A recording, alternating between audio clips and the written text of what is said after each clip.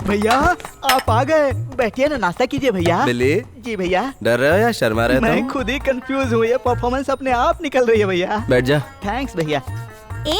मैं तुझे आज 2 ही पराठे दूंगी। क्यों? सुन, ये चांदी की प्लेट घर वालों के लिए है, बाहर वालों के लिए नहीं। ये है बड़ी बुआ कलावती, जरा सी तारीफ कर दो पेड़ पे चढ़ जाती है। आपको पता है, भूमि एक बुआ की बहुत तारीफ कर रही थी। कह रही थी वो तो देवी का स्वरूप है। क्या बोल रहा है? किसकी तारीफ कर रही थी? उनका नाम क्या था? अच्छा, कलावती तो नहीं? करेक्ट। पता है, कह रही थी जब तक वो कलावती बुआ को नहीं देख लेती तब तक खाना का पानी भी नहीं पीती है। और क्या कह रही थी? अरे पूछो मत, कहूँ तो 3 किताबें भर जाएगी। इस घर में मुझे कोई पसंद करे न करे, लेकिन कलावती बुआ जरूर करेगी, ये बात पक्की है। वाह भाई, लेकिन अब तक पता नहीं चला कलावती बुआ है कहाँ। क्रिश, माँ बस करो माँ। क्या हुआ? वो कलावती बुआ मैं ही हूँ। अरे बाप रे। आप ही वो साक्षात देवी हैं। भूमि के रहते हुए आप ये नाश्ता परोस रही हैं। भूमि, ए भूमि, रहने दे कहाँ बेटा, हो तू तुम? बैठ ना, बैठ। क्या है क्रिश? कुछ नहीं, तुम चुप रहो। तुम खाओ बेटा, मैं तुम्हारे लिए गरम गरम पराठे लेकर आती हूँ। एक मेरे लिए भी ले आना माँ। भाई आप मामूली आदमी नहीं है, मेरे हिस्से का डोसा आपने डुबुक करके अपनी प्लेट में ले लिया भाई। अगर मैं आपको कोई नाम देना चाहूँ तो मेरे दिमाग में कृष्ण का ही नाम आता है। हाँ दे दे।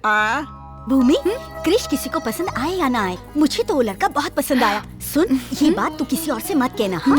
क्रिश, तुम आराम से खाना, मैं और 2 पराठे लेकर आती हूँ, हाँ? मालिक, ये दोनों बैल बूढ़े हो गए हैं, अब किसी काम के नहीं रहे, कहीं तो इन्हें बेचाऊं। यहाँ पर कुछ लोग हैं जो बेकार बैठकर रोटी तोड़ते हैं, और ये जो खेत जोतते आए हैं, तुम इन्हें बेचने की बात कर रहे हो? जब ऐसे लोग यहाँ रह सकते हैं तो इन्हें भी ले जाओ, चारा खिलाओ। भैया, वो जो कह गए वो हमारे लिए था क्या? इसमें भी कोई शक है? अगर तुझे बुरा लग रहा है तो चला जा। मैं क्यों जाऊं? अगर जाना जरूरी है तो तुम जाओ।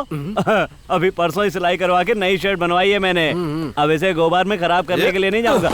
अरे फालतू के गप्पे मारने के लिए मैंने एकदम सही जगह फिक्स कर दी है। तू यहाँ पर क्या कर रहा है बे? क्या फूफा जी, मैं भी यहीं सेटल होने के लिए आया हूँ। मेरा भी हक है, सब कुछ आपस में बांट लेंगे।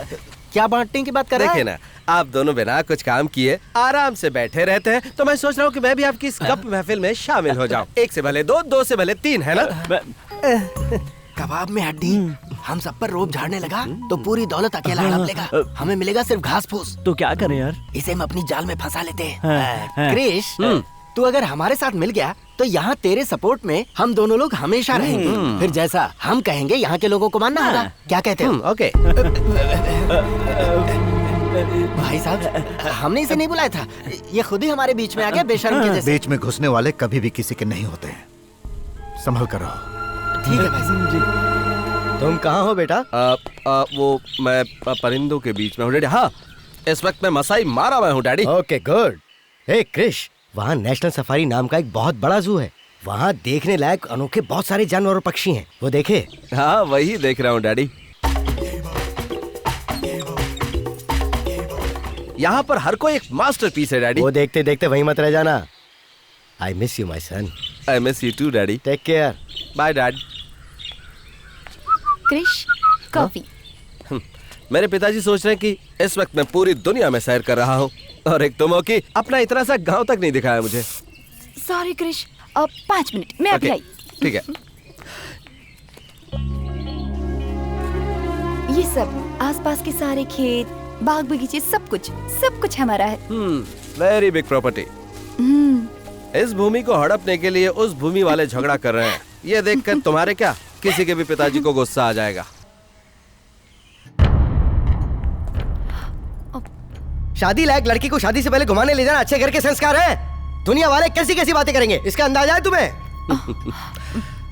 और जिस लड़के से इस लड़की की शादी होनी है उसे घर में लाकर बैठा दिया, ये बात सुनकर तो पूरी दुनिया इस खानदान की बहुत तारीफ करेगी ना। बिल्कुल 100% की बात कर रहा है लड़का। एक जवान लड़की को घर से बाहर ले जाने से पहले घर वालों की इजाजत लेनी चाहिए, इतनी भी तमीज नहीं है तुम्हें? तुम्हें बोलकर क्या फायदा, ये कसूर तुम्हें पैदा करने वालों का है। बिल्ली, जी भैया। तुमने बताया नहीं? क्या नहीं बताया? तुम दोनों लवर यहाँ पर दुबक कर क्यों बैठे हो? जाओ, जाकर बाग बगीचे में घूम कर आओ, मामा जी आएंगे तो मैं उन्हें संभाल लूंगा। यही कहा था ना तुमने? ओह, मैंने ऐसा कहा था क्या? हे, तूने ऐसा कहा था क्या? पापा वो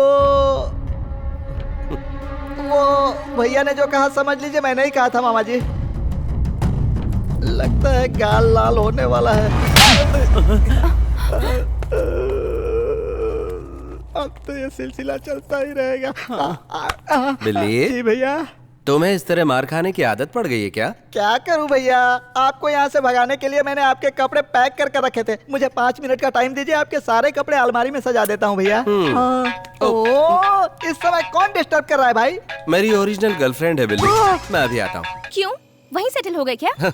सेटल हो गया हूँ? तुम एक बार हाँ कह दो, मैं यहीं सेटल हो जाऊंगा। जान ले लूंगी। Any problem?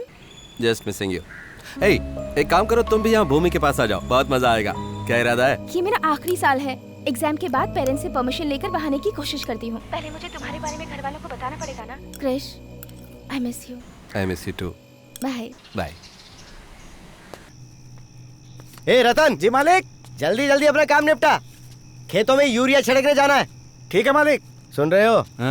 कल पड़ोस के गांव में शादी है, हम में से कोई नहीं जा सकता और तुम लोगों को ताश खेलने के सिवा कोई काम नहीं है, इसलिए इसे बंद करो और उस निमंत्रण में चले जाओ। आते समय खाना भी बांध के ले आना। चल रहे, चल जल्दी कर जल्दी कर।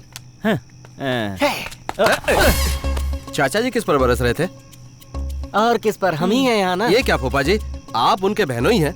आपकी इज्जत करने के बजाय वो आप पर ऐसे बरस रहे थे। देखना यार। मुझे ये बात बिल्कुल पसंद नहीं आई। हम लोग भिखारी हैं क्या? हम इसी घर के दामाद हैं। आज ये फैसला होकर ही रहेगा कि हमारी भी कोई इज्जत है या नहीं। छोटे, तेरे साथ हमें भी बाहर जाना पड़ेगा, संभल कर रहना होगा। हाँ कृष्ण, लफड़ा हो जाएगा। ये क्या बात कर रहे हैं फूफा जी? भले ही हम काम नहीं करते हैं, पड़े पड़े खाते रहते हैं, लेकिन हमें इस तरह कोई धुतकार कैसे सकता है? करेक्ट। हम लोग यहाँ पर इतनी इम्पोर्टेंट डिस्कस कर रहे हैं, तू है कौन? बाद में क्या करना? जा। खुजली करने तक की फुर्सत नहीं है, इतने सारे काम पड़े मेरे पास। आप लोगों को बात करना है तो अंदर जाकर कीजिए। हाँ। ये जो बोल रहा है ना, बात तो सही है बेचारे की, लेकिन प्यार से हमारी बैंड बजा कर चला गया वो। ये काम कर रहा है ना, तभी सर चढ़कर बोल रहा है। लेकिन एक बात तो माननी पड़ेगी, इसको नौकरी से निकाल देना, तब भी ये कहीं और जाकर मेहनत से अपना पेट भर लेगा। इसीलिए इतना अकड़ के बात कर रहा था। पापा, ठूसने चलो। आपके मुफ्तखोरी की लिस्ट में ये भी शामिल है। बिल्कुल आपके नक्शा कदम पर गया है आपका लाडला। ऐसा कीजिए, किसी लखपति बाप की बेटी से इसकी शादी करवा दीजिए। बस आप लोगों की तरह ऐश करेगा, क्योंकि शादी की उम्र तो उसकी बीत चुकी है और कुछ दिनों के बाद आप लोग भी नहीं रहेंगे। वक्त रहते ही फायदा उठाना चाहिए, नहीं तो पता है फिर क्या होगा? न घर के रहोगे न घाट के। टेंशन मत लीजिए, ये सब देखने के लिए आप लोग थोड़ी रहेंगे। मेरी सोच तो ये है, मुफ्त का चंदन घिस मोरे नंदन। ठीक है, मैं चलता हूँ। अब तो गधों को अकल आनी चाहिए। आप लोगों को एक बात कहना चाहता हूँ, मिट्टी पर रेंगने वाला कीड़ा भी अपना फर्ज निभाता है। झूठन खाने वाला कुत्ता भी अपने मालिक के लिए कुछ न कुछ करता है, वफादारी से। उससे भी गए गुजरे हैं हम लोग। लेकिन एक बात जरूर कहूंगा, जब जागे तब सवेरा। कहते हैं मेहनत ही मर्दों की मर्दानगी है। ट्राई करके देखिए, इससे बेहतर जिंदगी होगी।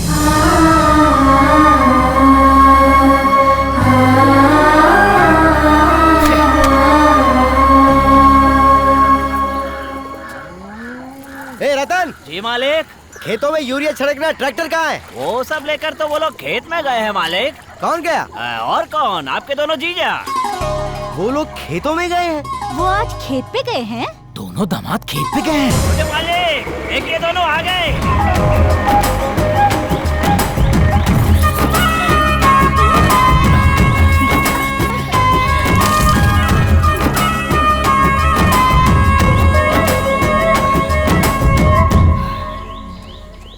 हम लोगों ने सभी खेतों में यूरिया डाल दी है। 2 बोरी और चाहिए। बाजार जाइएगा तो लेते आइएगा। ठीक है जीजा जी। बिजली की तरह कड़कने वाला शबनम बन गया है। अब फल की चिंता नहीं करेंगे, सिर्फ मेहनत करेंगे।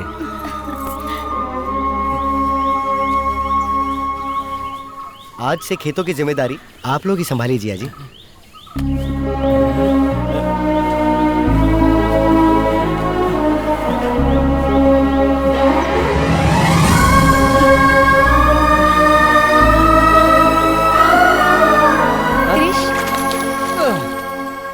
किसी भी त्योहार पर मैंने अपने घर वालों को इतना खुश होते हुए कभी नहीं देखा, और ये सब कुछ तुम्हारी वजह से हुआ है।